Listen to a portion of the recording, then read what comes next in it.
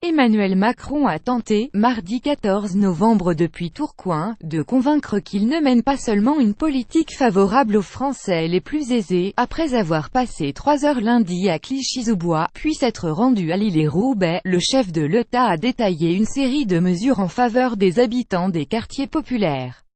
C'est une mobilisation de toute la nation, qui seule peut répondre aux défis immenses de la politique de la ville, a affirmé le président de la République. Cette mobilisation nationale pour les villes et pour les quartiers, elle doit être celle du gouvernement, des collectivités territoriales, des associations, des entreprises, des intellectuels, a-t-il insisté, promettant un plan de bataille clair, avec une mobilisation pleine et entière.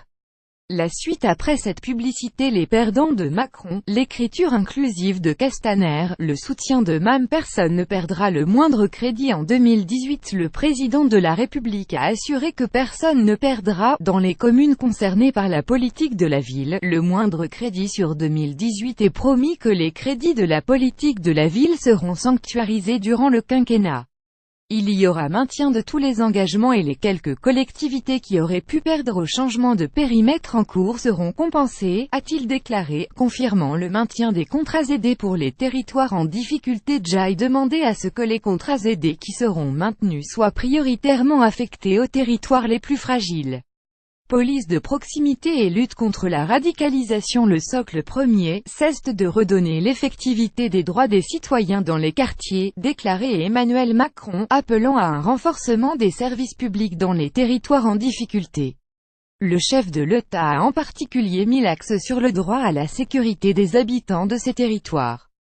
Sur les 10 000 emplois dans la police et la gendarmerie qui seront créés pendant le quinquennat, les efforts seront bien entendu concentrés dans les quartiers les plus en difficulté, a-t-il promis, avant de préciser que la police de sécurité du quotidien, nouvelle version de la police de proximité, sera affectée en priorité dans ces territoires.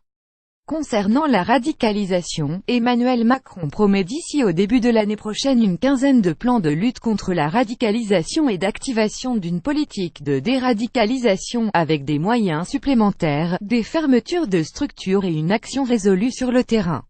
La radicalisation s'est installée parce que la République a démissionné dans nombre de nos territoires en difficulté, a-t-il dénoncé. Retour des emplois francs, c'était une proposition qui figurait dans le programme du candidat Macron. Comme il l'avait promis pendant la campagne, le chef de l'État a confirmé mardi l'expérimentation dès 2018 d'emplois francs, soit le versement de primes aux entreprises qui embauchent des jeunes des quartiers les plus en difficulté. Le principe de ces emplois francs n'est pas une idée neuve. Ce dispositif a déjà été expérimenté au cours du quinquennat Hollande, entre 2013 et 2015, avant d'être rapidement abandonné en raison de son manque de résultats. Fin 2014, seuls 250 jeunes avaient été embauchés en emploi franc, alors que le gouvernement en attendait au moins 2000 la première année, selon Le Monde. Ces emplois francs vont être expérimentés dans plusieurs villes dès 2018, avec un objectif de 15 000 à 25 000 emplois créés, avant d'être généralisés en 2020. Les entreprises qui embauchent un habitant issu des quartiers dits prioritaires bénéficieront d'une prime de 15 000 € étalée sur 3 ans pour un CDI, et de 5 000 € sur 2 ans pour un CDD de plus de 6 mois. Il n'y aura pas, contrairement au quinquennat précédent, de critères d'âge. Testing contre les discriminations. Pour lutter contre les discriminations à l'embauche, Emmanuel Macron a indiqué que des enquêtes spécifiques de l'inspection du travail doivent traquer les entreprises qui ont recours à ces pratiques de discrimination à l'embauche et publier les noms de celles qui ne jouent pas le jeu. Développement des maisons de santé et des crèches. Emmanuel Macron a également mentionné le développement des maisons de santé et la création de crèches.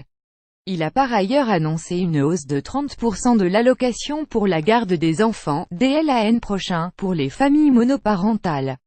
Soit un supplément de 138 € par mois.